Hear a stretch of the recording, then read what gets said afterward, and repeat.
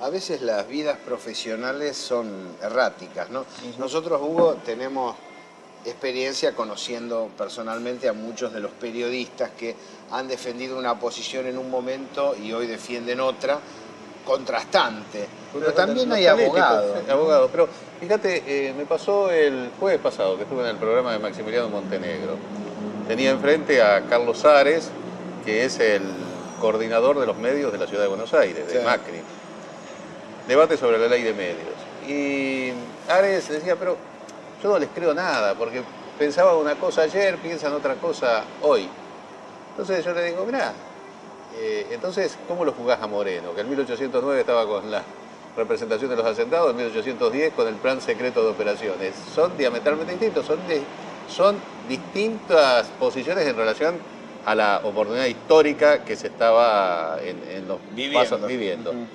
San Martín, por ejemplo. San Martín, que te venden que nunca se metió en cuestiones internas. Dio el primer golpe de Estado, derrocó el primer triunvirato, hizo bien, ahí estaba Rivadavia. Bien, entonces, desde otra mesa, me interrumpe Julio Piomato y me dice, grita, pero San Martín no era corrupto. Ajá, tratando de involucrar al actual gobierno. Claro, claro. Yo dije, mira, faltaban 2 minutos para terminar el programa. Estoy dispuesto a discutir esto, pero no el tema de San Martín ahora, faltando 2 minutos para terminar el programa. Una especie de golpe de efecto. Claro, entonces... Muchas gracias. Te decía eso, uno se imagina a San Martín cuando está el bloqueo anglo-francés en 1838 y 1845, poniéndose del lado de la flota anglo-francesa. Claro, es impensable. Es impensable. San Martín, que tenía sus discrepancias con Rosas, Le manda dice, sable, ¿no? me pongo a disposición Sin y después le manda el sable. Ahora, tomemos algunos protagonistas contemporáneos. Si bien no son protagonistas centrales de la historia argentina, tuvieron un momento en que la historia, seguramente ellos tenían sus méritos también, como dice la canción de Serrat, la vida se sentó con ellos a tomar un café, que eran los integrantes de la junta, del tribunal que juzgó a las 3 primeras juntas militares. Digamos, cubrí yo ese periodo, estaba en el diario La Voz, cumbre profesional. Y si vos tenés, ¿qué puedo hacer como abogado? Seguramente. Después de esto no puedo hacer nada más. Claro. Bien, tomemos algunos casos, podríamos seguir todos, pero te tomo algunos casos emblemáticos. Valer Garaos, un hombre que juzga por violación a los derechos humanos a los integrantes de la Junta, más todas las demás cosas conexas. ¿De quién es defensor hoy? A ver. De Braquier, que es investigador civil, ¿no? Que es el inventor de la figura del desaparecido, claro, ¿no? Entonces, ¿cómo? Porque vamos a suponer que vos seas un abogado público, entonces te mandan a tal pero ellos son penalistas. Y eligen. Y eligen, pueden elegir. No es un problema económico el que lo acucia. Es decir, ¿por qué borrás con la historia? Vos no podés juzgar a los ejecutores y a uno de los instigadores, sos abogado. Te doy el caso de Ledesma, otro de los integrantes. Después se supo que era defensor de Yabrán. Y Yabrán había llevado para su fuerza de disuasión y protección a varios de los integrantes conspicuos de la Escuela de Mecánica de la Armada. Sí. ¿No sentís una cierta contradicción en una situación así? Incluso para mí... Moreno Campo. Es muy polémico. Por lo menos lo que debo decir, yo estoy en desacuerdo con el decurso posterior de Moreno Campo, lo que sí debo decir es que por lo menos generó polémica. En estos casos, nada. Claro, pero blanco-negro. Fíjate de ellos, para mí el que tuvo una trayectoria posterior más importante, una trayectoria pública importante, como es Alañán. ¿No? Es decir, lo mejor que se ha hecho en materia de seguridad de la provincia de Buenos Aires lo hizo Alañán. Después de Brunati. Claro, pero antes de eso, un hombre como Alañán, ¿cómo ingresa como ministro de Menem el que indulta a aquellos que ellos condenaron? Claro.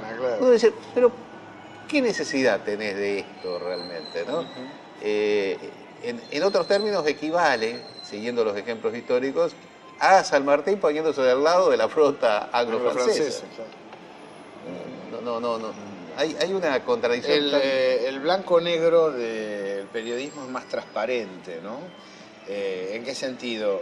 Recién, justamente, los amigos aquí del lugar donde grabamos Habitando, sé que este bar es donde se grabó El secreto de sus ojos. Sí, vos me lo habías comentado. Bueno, los amigos con una larga experiencia, tanto en grabaciones como en visitas de actores y periodistas, y tienen opiniones fuertes sobre el tema, me decían, la nata, ¿no? Y salía el tema la nata.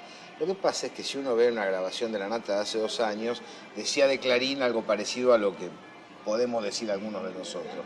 Es decir, tiene claro el panorama. Se vendió de manera ostensible y directa. Es, a diferencia de los casos que vos estás contando, un poco más difusos en sentido conceptual y tal vez familiar. Claro.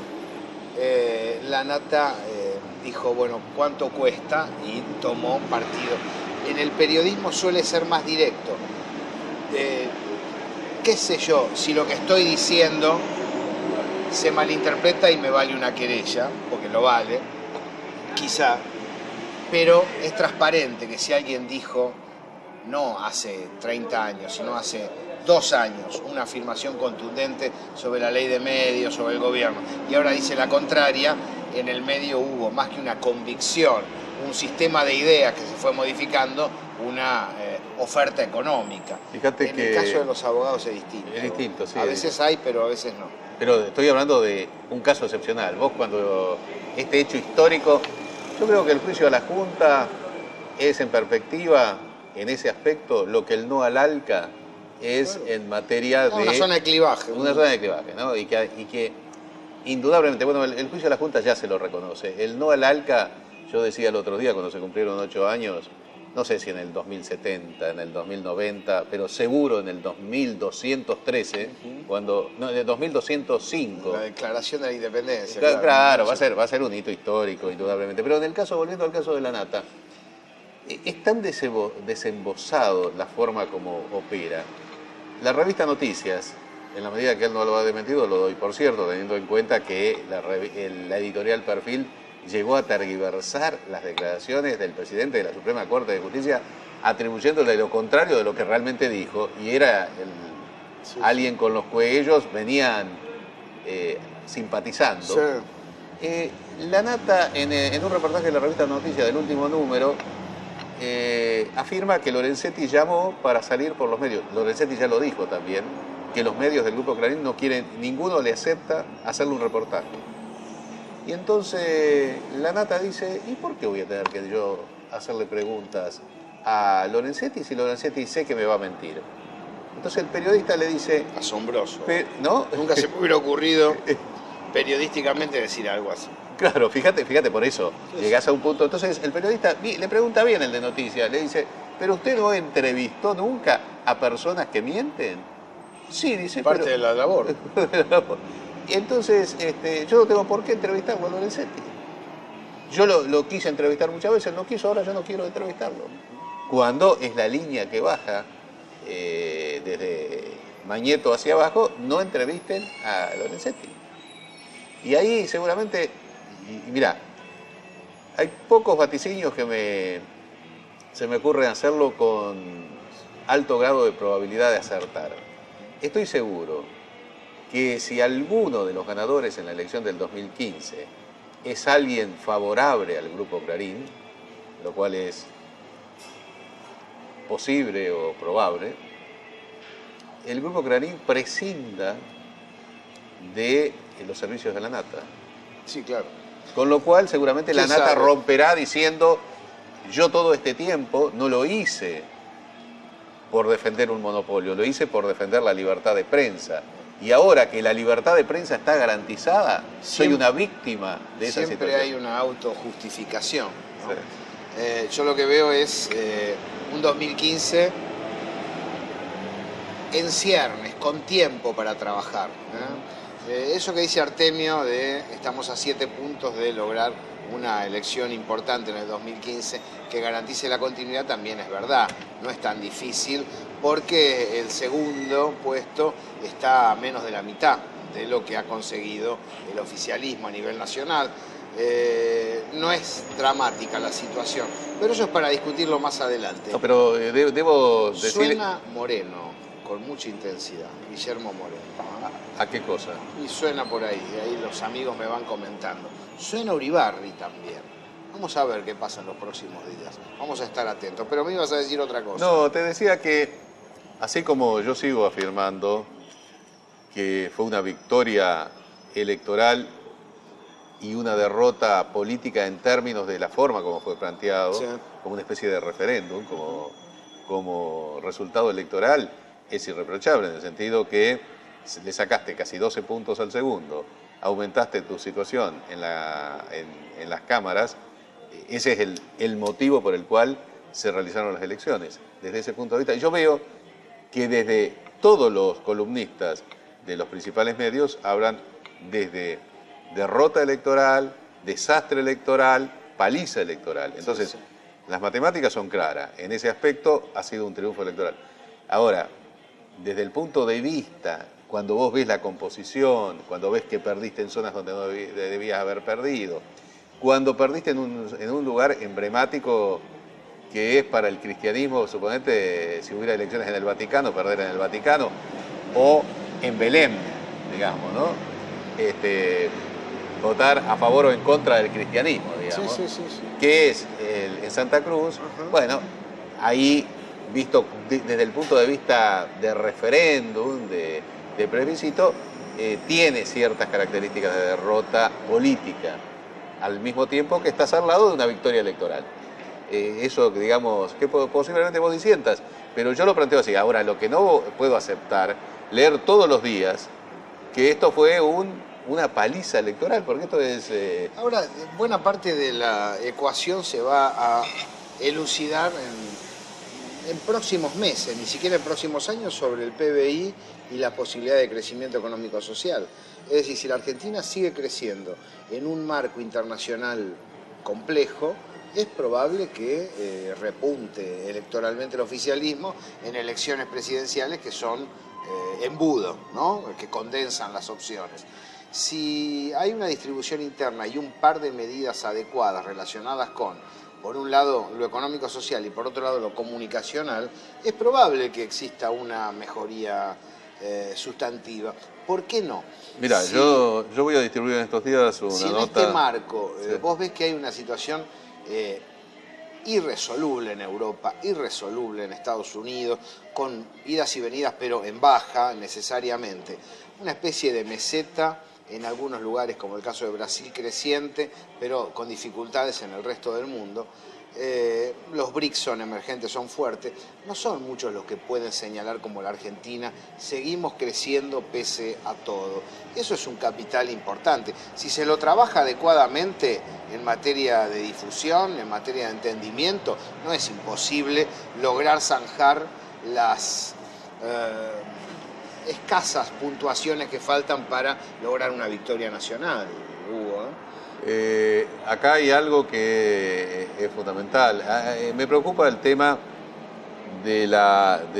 no porque la presidenta no se va a reincorporar, efectivamente se va a reincorporar, pero da toda la impresión que si trabajaba al 100%, las posibilidades de seguir a ese ritmo son considerablemente menores. Parece todo es lo que prescriben los médicos. De manera que lo primero que debe hacer en ese caso la presidenta, contar con una recomposición ministerial con vuelo propio, que sigan sus instrucciones, pero que tengan vuelo propio, de un grupo de colaboradores que trate de retornar, por ejemplo, al nivel de los que constituían el primer gabinete de Néstor Kirchner. En segundo lugar, creo que el proyecto económico tiene que entrar a hacerse un service en varios puntos importantes, lo cual es lógico porque son 10 años. Sí, claro. Si un vehículo tiene 100.000 kilómetros para hacer una equipación, un tercer service seguro que tenés que hacerle. Las patillas de freno hay que cambiarlas. Hay labores faltantes en la cadena productiva, hay insumos que se importan innecesariamente. La cadena de distribución, en fin. Precios. Abocarse, el tema de la cadena de precios, que no es de ahora, de la cadena de comercialización en la Argentina, es un misterio profundo. No puede ser que entre la diferencia entre lo que cobra el productor y lo que llega a la góndola del supermercado puede haber 500, 600%, ¿no? ¿Cómo puede ser eso? ¿No? Eso es efectuar realmente un control sobre los fijadores de precios y actuar para obtener resultados y no meramente para hacer anuncios. Yo creo que el último de Moreno fue muy desafortunado en la forma como se concretó, los 500 artículos, que no eran 500 artículos, que iba a ir la cámpora desapareció a las 48 horas de los lugares donde debía estar. Era evidente, era previsible. Era previsible. Después no podés que el supermercado te haga la lista, porque lo que hizo el supermercado es decir, a ver qué productos tenemos de clavo y lo ponemos ahí. Sí, claro. Igual Hugo, se vienen las fiestas, en breve. Hay bolsones, hay situaciones difíciles, pero ha mejorado notablemente la situación. No solamente con respecto a los 10 años previos, no estamos viviendo una situación crítica en el orden social. Yo sé que algunos observarán esto que uno dice y dirán, sos injusto porque yo conozco gente que, ¿no? Hay situaciones... Te doy una referencia. En Canadá hay 17% de pobreza. Si la nata fuera a Canadá y saca imágenes que debe de esos 17%, vos decís, Canadá es un país que está... Invivible, ¿no?